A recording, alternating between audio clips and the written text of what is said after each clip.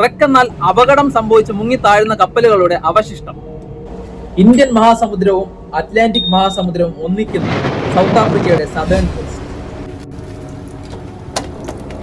വളരെ മോശം കാലാവസ്ഥയ്ക്ക് പേര് കേട്ടൊരു സ്ഥലമാണ് സൗത്ത് ആഫ്രിക്കയുടെ സദേൺ കോസ്റ്റ്. ഈ കഴിഞ്ഞ 5 ദിവസം നമ്മൾ സെയിൽ ചെയ്തത് ഇതേ ഏരിയയിലൂടെയാണ്. നമ്മൾ കണ്ട കുറച്ച് കാഴ്ചകളാണ് ഞാൻ ഈ വീഡിയോയിലൂടെ നിങ്ങളെ കാണിക്കാൻ ശ്രമിക്കുന്നത്.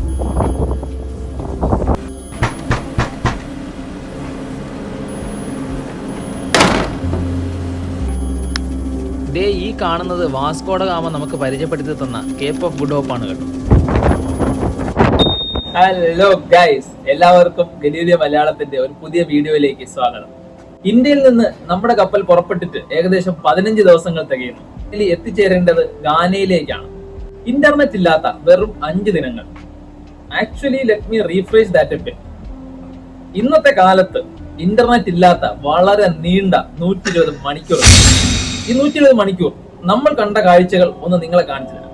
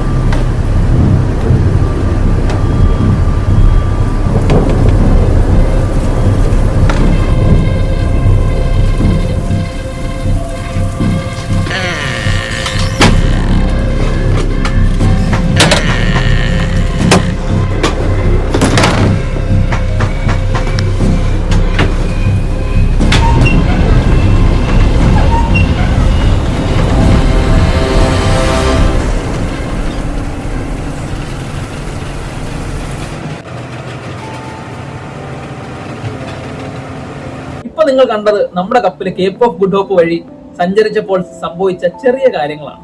കടലിൽ സെയിൽ ചെയ്തിട്ടുള്ളവരും ഇപ്പൊ സെയിൽ ചെയ്യുന്നവർക്കും അറിയാം ഇത് വളരെ വലിയ കാര്യമല്ല. അവർക്ക് ഇതൊരു നോർമൽ വിഷയമാണ്.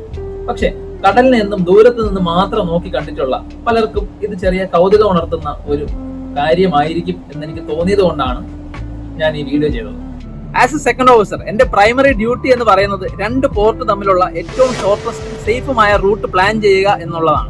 അങ്ങനെ ഇന്ത്യയിൽ നിന്നും ഗാനയിലേക്കുള്ള റൂട്ട് ഞാൻ പ്ലാൻ ചെയ്യുമ്പോൾ എന്നെ ഒരുപാട് ക്യൂരിയസ് ആക്കിയ ഒരു കാര്യമാണ് സൗത്ത് ആഫ്രിക്കയുടെ താഴെയുള്ള ഒരുപാട് റെക്കുകൾ. റെക്ക് എന്നാൽ അപകടം സംഭവിച്ച് മുങ്ങിത്താഴുന്ന കപ്പലുകളുടെ അവശിഷ്ടം. ഏതാണ്ട് 2000 റെക്കുകളാണ് സൗത്ത് ആഫ്രിക്ക ഇന്ന് അവിടെ റെക്കോർഡ് ചെയ്തിട്ടുള്ളത്. ഇത് ഒഫീഷ്യൽ ഫിഗർ. ഇതിൽ ഉൾപ്പെടാത്ത ഇനിയും അനേകം റെക്കുകൾ ആ ഏരിയയിലുണ്ട്. ഇതിന് പുറകിലെ കഥ എന്താണ് എന്നറിയാൻ ഞാൻ ചെറിയ അന്വേഷണങ്ങൾ നടത്തി. അങ്ങനെ ആ റിസർച്ച് എനിക്ക് മുന്നിൽ തുറന്നത് ദുരൂഹതയുടെ ഒരു പുതിയ ലോകത്തിന്റെ കവാടമാണ്. ആ ലോകത്തിലേക്കാണ് അടുത്ത വീഡിയോയിൽ ഞാൻ നിങ്ങളെ കൊണ്ടുപോകാൻ പോകുന്നത്. ഫൈനലി ഇന്നത്തെ വീഡിയോയിലെ കൺക്ലൂഷൻ എന്ന് പറയുന്നത് മോശം വെതർ പോലെ തന്നെയാണ് നമ്മുടെയൊക്കെ ജീവിതത്തിലെ പ്രതിസന്ധികൾ. അതിനെ ഒരു പുഞ്ചിരിയോടെ നേരിടുക എന്നുള്ളത് വളരെ പ്രധാനമാണ്. പണ്ടാരോ പറഞ്ഞതുപോലെ ഈ നിമിഷവും കടന്നു പോകും. വീണ്ടും ഒരു വീഡിയോ കാണുന്നവരെ നന്ദി, നമസ്കാരം, ജയ് ഹിന്ദ്. ഞാൻ പോകുന്നു. Bye bye.